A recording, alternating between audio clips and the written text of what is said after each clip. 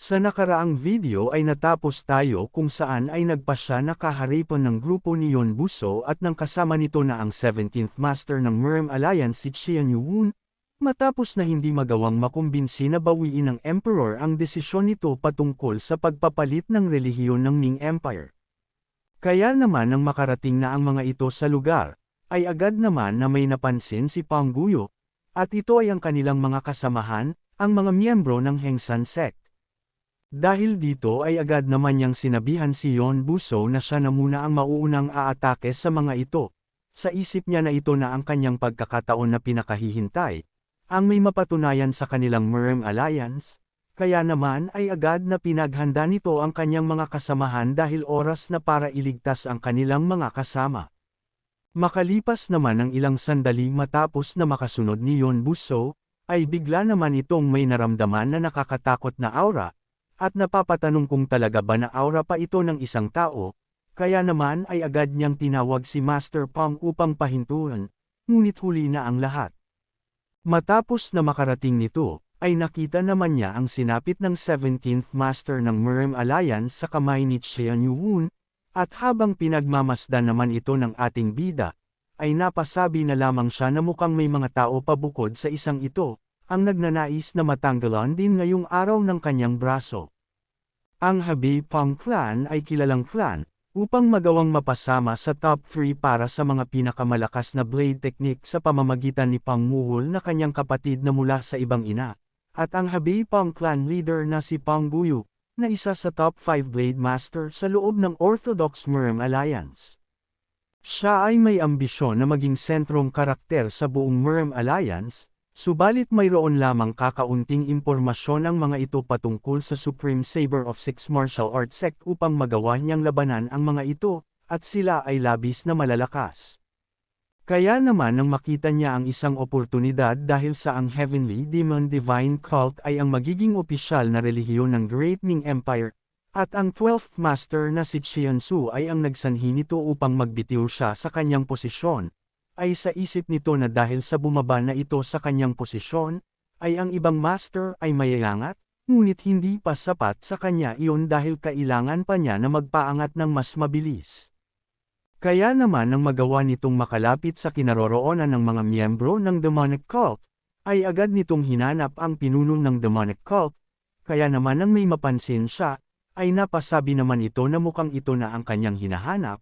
dahil ang isang ito ay may kakaibang aura sa kanyang katawan, at hindi na niya gagalawin ito at hahayaan ng si Yon Buso ang humarap. Nang bigla naman itong napansin ang ating bida kaya naman ay napasabi siya na wala itong nararamdaman na kahit na ano sa isang ito, dahil dito ay nagdesisyon siya na ito na ang uunahin niya, ngunit nang umatake naman ito ay nagulat siya sa nangyari, dahil ang kanyang inatake ay isang swift clone technique. Nang bigla naman siyang nahawakan sa kanyang braso ni Qian Yuwun, at mabilis na inatake ang isa nitong braso, pagkatapos ay agad siyang itinulak nito, at pinaluhod gamit ang kanyang true energy. Sa nangyari ay nagtaka naman ito dahil sa napakalakas ng enerhiya na kanyang nararamdaman, at napatanong kung sino ba ang isang ito, nang bigla naman itong natigilan, dahil mukhang ito na ang Demonic Cult Leader. Matapos ay napasabi na lamang siya na mukhang may mga tao pa bukod sa isang ito, ang nagnanais na matanggalan din ngayong araw ng kanyang braso.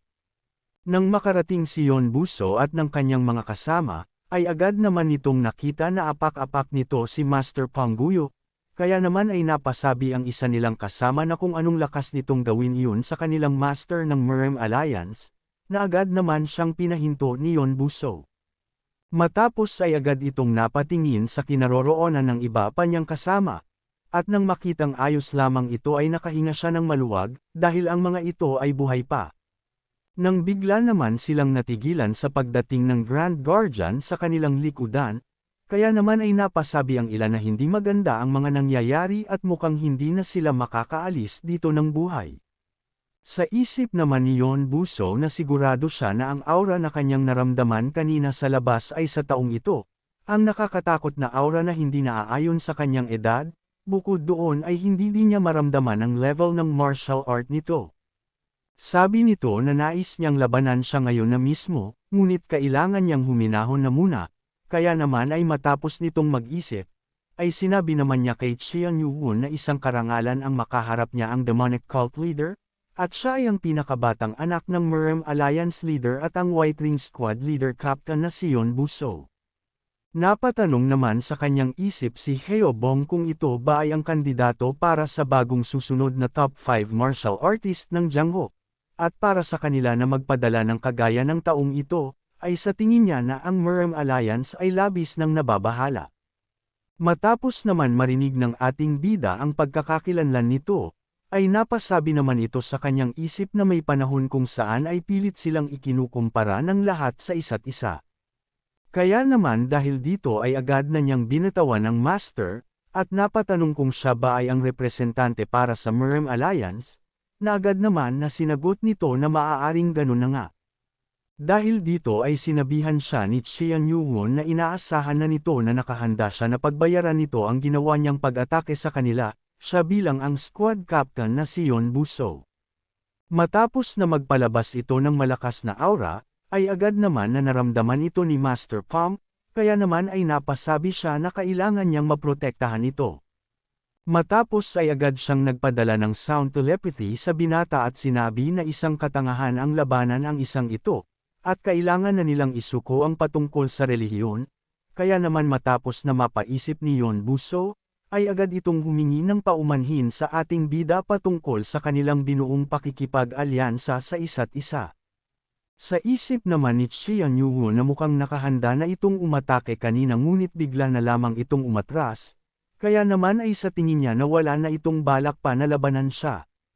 Kung umabot ka na sa parte ng video na ito ay maari lamang na i-click ang like at super thanks sa baba bilang pagsuporta. Maraming salamat.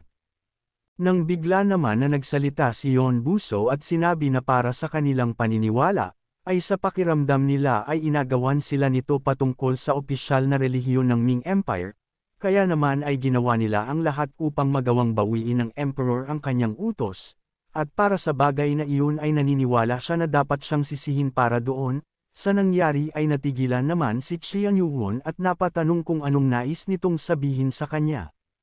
Agad naman na sinabi ni Yeon Buso na hindi ba dapat ay magkakampi sila dahil sa mayroon silang kaparehong kaaway, at inaasahan niya na hindi nito nais na masira ang kanilang alyansa dahil sa insidenteng ito. Dagdag pa nito na aalis na sila at Atres para sa posisyon sa relihiyon ng palasyo, kaya naman ay pakawalan na nito ang mga disciple ng Hengshan sect at ang kanilang dalawang master ng Murem Alliance.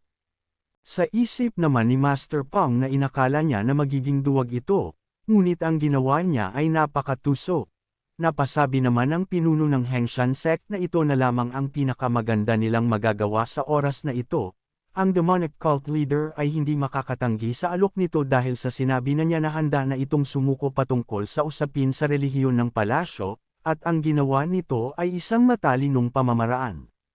Matapos na sabihin ito ng mahinahon ng binata, ay natigilan naman siya nang sinabi ni Cheon Yu-won na mukhang may hindi ito naiintindihan na kung ano, at tinanong kung ang pag-address ba ang sinabi niya patungkol sa relihiyon ng palasyo, at sino naman ang nagbigay sa kanya ng pahintulot na gawin ang desisyon na iyon. Matapos ay inasar niya ang mga ito na hindi ba ay inatake nila ang kanyang grupo dahil sa hindi niya nagawang mabago ang isip ng Emperor. Nauna silang umatake at nang mapagtanto nila na wala silang laban, ay umaakto sila na parang pinagbibigyan na nila ang buong demonic cult, at labis siyang nalulungkot para sa kanila, dahil hindi siya mabait na kung sino na sisang-ayon sa gusto nila, at sa tingin niya ay masisiyahan lamang siya, kapag nagawa na nitong maputol ang isa nitong braso.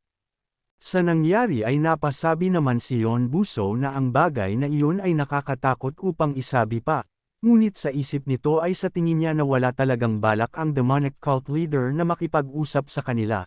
Nalulungkot siya sa sinapit ng dalawang master ng Murem Alliance dahil sa sinubukan nito na magkaroon pa ng kahit na anong sakripisyo sa pamamagitan ng pag-iwas sa anumang labanan, ngunit sa tingin niya ay wala na siyang iba pa na mapagpipilian. Kaya naman ay sinabi nito kay Cheon Yu-won na sa totoo lamang ay nagagalak ito. At nakakasigurado siya na kaya ito umaakto ng ganito sa kanila ay dahil sa iniisip ng ating bida ay inaakala niya na malakas na siya, at dahil din sa naiisip nito na siya ay ibinigay ng Diyos para maging katapat niya. Matapos ay sinabi nito na kagaya ni Xian Yuwon, ay maging siya ay tinatawag din na genius ng kanilang Orthodox Muslim Alliance, ngunit hindi na nito pa natapos ang kanyang sinasabi ng mabilis na inatake siya ng ating bida at pinutulan ng isa nitong braso.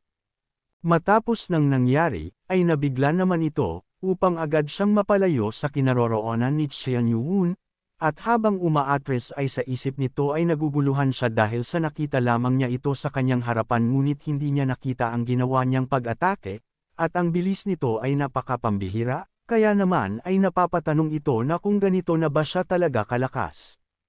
Nang bigla naman na nagsalita si Xian Yuwon at sinabi na nakuha na nito ang kanyang nais, kaya naman ay nakakalokong tinanong nito ang binatang si Yeon Buso kung nais pa ba niyang ipagpatuloy ang kanilang paglalaban. Kung nais mo na masubaybayan ang mainit-init na kabanata ay i-open lang ang notification bell pagkatapos mo na mag-subscribe.